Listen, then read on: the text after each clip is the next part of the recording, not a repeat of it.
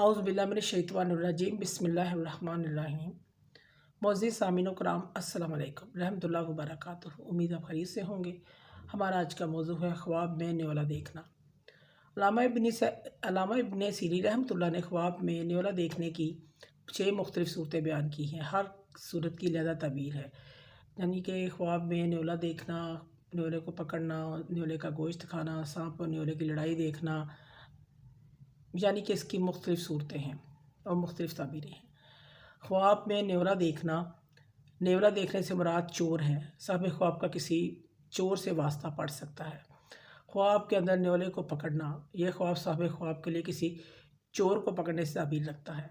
ख्वाब के अंदर न्योले का गोश्त खाता है, यह ख्वाब साहिब ख्वाब के लिए चोरी का माल हासिल करने से ताबीर है, यानी इसके पास जो पैसा रुपया मालो दौलत आएगी वो चोरी की होगी, इस चीज़ की अलामत है।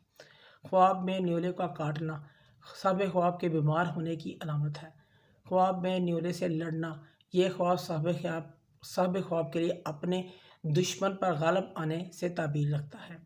ख्वाब के अंदर न्योले और सांप की लड़ाई देखना, यह ख्वाब साहिब ख्वाब के लिए खैर व बरकत का बाइस है। साहिब ख्वाब के हाथ बहुत ज़्यादा दौलत आएगी। इस तरह ख्वाब देखने वाले को इज़्ज़त और सरदारी मिलेगी। ख्वाब देखने वाला शख्स अपने दुश्मन पर गालिब आएगा, इस चीज़ की अलामत है।